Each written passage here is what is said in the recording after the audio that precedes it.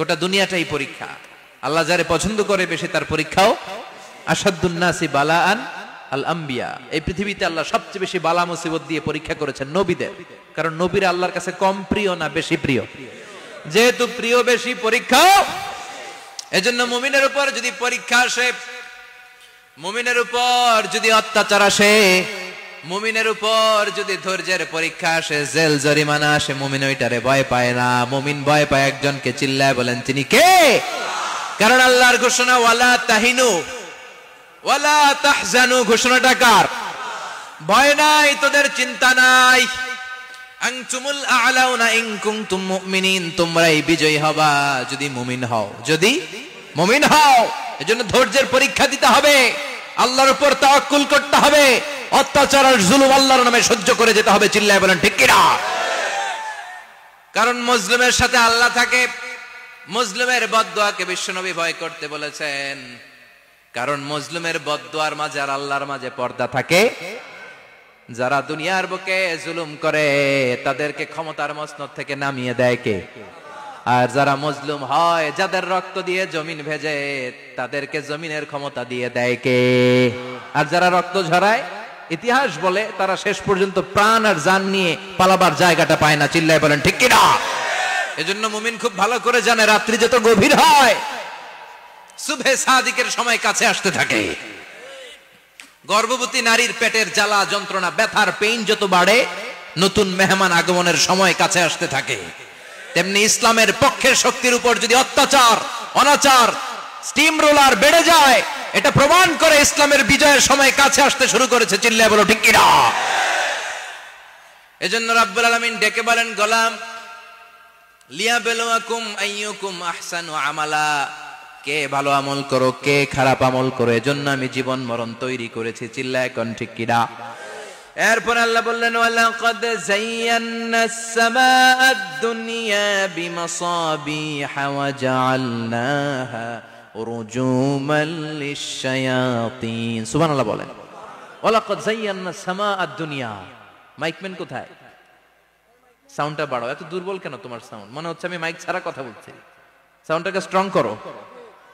ওয়ালাকাদ যায়্যানাস সামাআদ দুনিয়া, I have beautified the closer sky with candles, with light and stars. আল্লাহ বললেন, আমি দুনিয়ার আকাশকে তারা দিয়ে সুশোভিত করেছি। আকাশে তারা আছে না নাই? এগুলো এমনি এমনি হয়েছে না? তৈরি করছে কে? বিশ্বাস হয়? কোনো সন্দেহ আছে? এখন তো লাইটিং ফাইটিং এর যুগে তারার যে কি সৌন্দর্য আমরা বুঝি না। আমরা যখন ছোটবেলা গ্রামে যেতাম, রাতের বেলা তারার মেলা, কি সুন্দর, একটার চেয়ে একটা সুন্দর। শুকতারা, ধ্রুব তারা, সপ্তর্ষি মণ্ডল, 7টা তারার একটা চেইন আছে, চেনেন এগুলো? কি সুন্দর তারা! এগুলো তৈরি করে রেখেছে কে?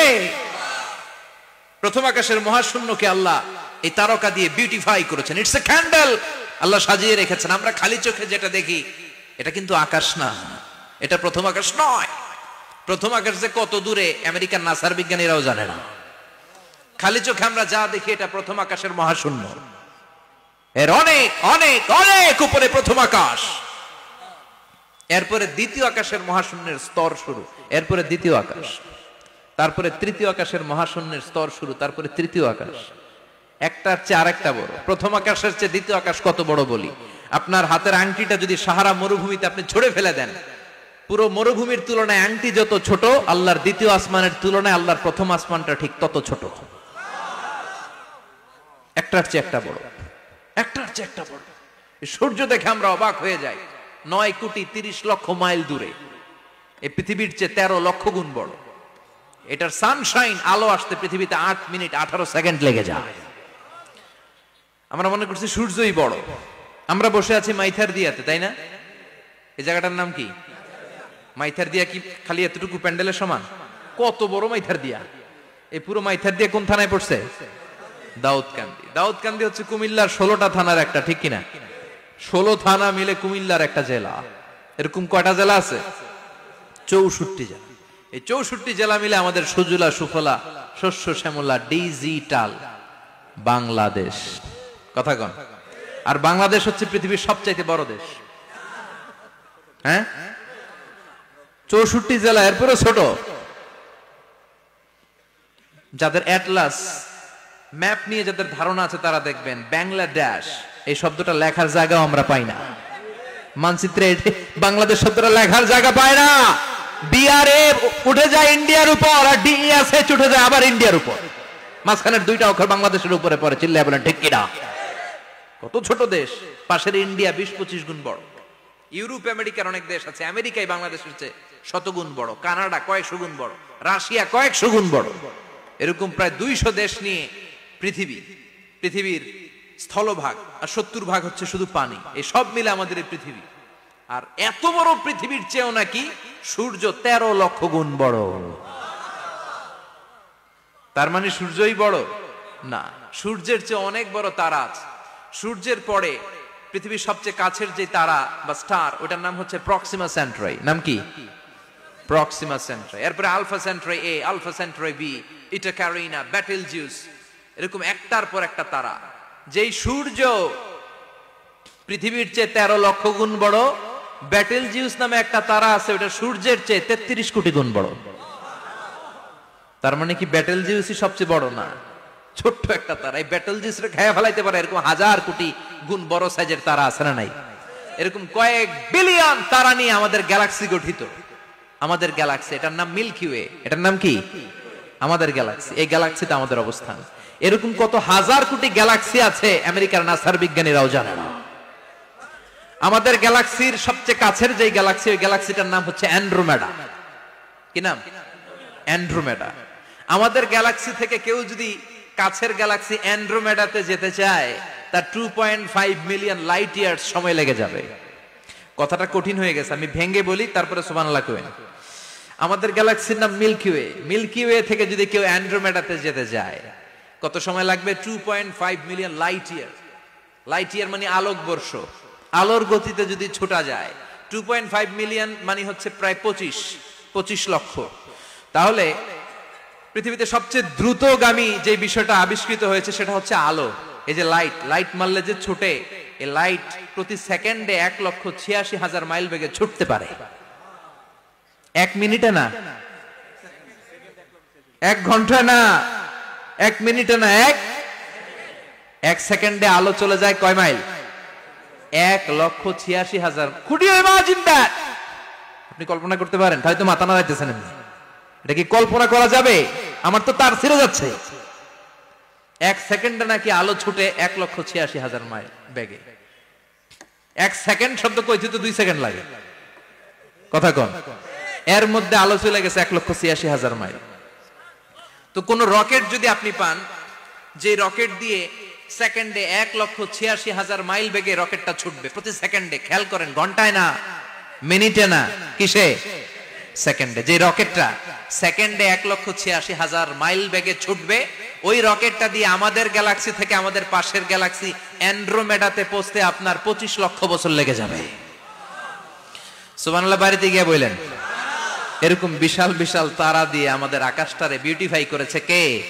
এজন্য আল্লাহ বললেন, ওয়ালাকাদ যায়্যানাস সামাআদ দুনিয়া বিমাসাবিহা ওয়া জাআলনাহা রুজুমান লিশ-শায়াতিন।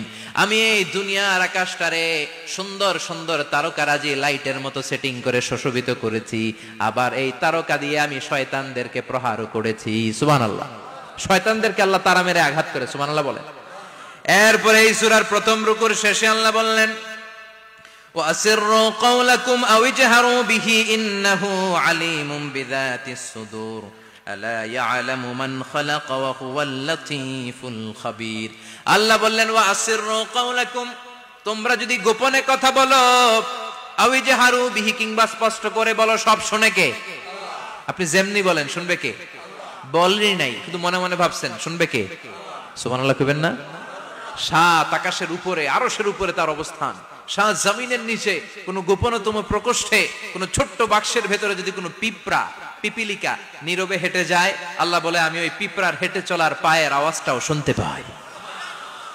এজন্য কেউ যেটা শোনে না, শুনে কে?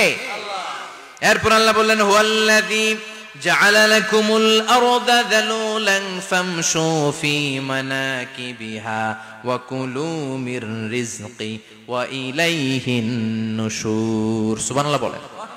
আল্লাহ ডেকে বললেন, গোলাম তোমাদের জন্য জমিনটারে আমি বিছানা বানিয়েছি।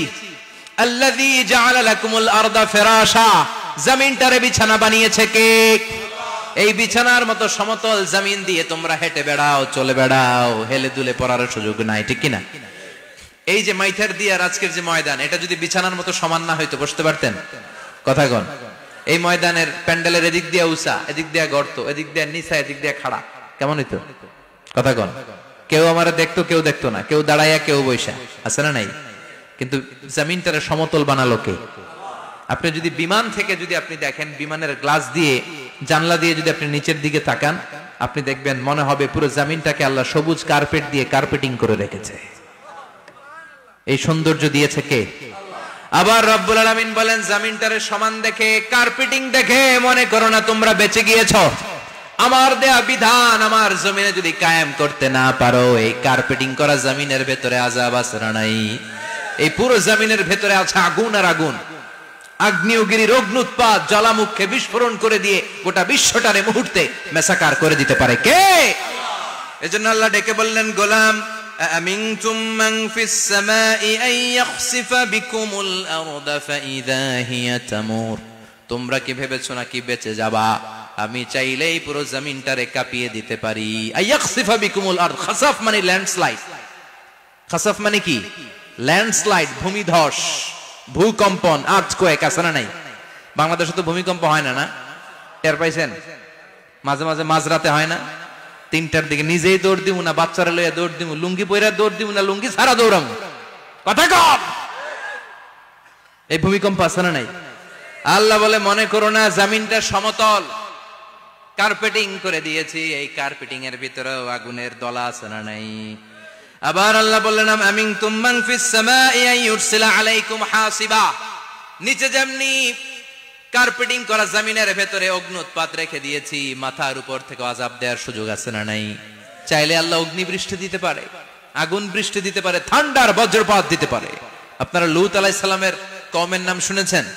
তারা হোমোসেক্সুয়ালিটি, সমকামিতা করত। ফলে আল্লাহ তাআলা বিশাল এক চিৎকার মেরে সাইয়েদনা জিবরাইলের মাধ্যমে পুরো জমিনটা শেষ করে দিলেন। ফাজআলনা আলিয়াহা সাফিলাহা ওয়া আমতারনা আলাইহিম হিজারাতাম মিন সিজিল। তাদের অপকর্মের কারণে জর্ডানের ওই এলাকাটাকে আল্লাহ বললেন, জিবরাইল এলাকাটারে হাতে তুলে নে, আকাশের উপরে তুলে পুরো এলাকা সহ মানুষ সহ জমিনের মধ্যে গেড়ে দে। জমিনের নিচের মাটি উপরে নিয়ে গেল কে? উপরের মাটি নিচে নিয়ে গেল কে? পুরো জায়গাটা এখন ডেড সি হয়ে গেছে। কি সি? ডেড সি নাম শুনেন নাই বোধহয়? আজকে শুনে রাখেন, এটারে বলে মৃত সাগর। এটা গজবের জায়গা, ওখানে মানুষও ডুবে না। লবণের ডেনসিটি, সল্টের ডেনসিটি এত হাই, এই পানির মধ্যে এত গজব, এর মধ্যে কোনো মাছ জন্মায় না, চিংড়ি জন্মায় না, কাঁকড়া জন্মায় না, ব্যাং হয় না, শ্যাওলা হয় না, কিচ্ছু বাঁচে না। এটা গজবের জায়গা, চিল্লায় বলেন ঠিক কিনা?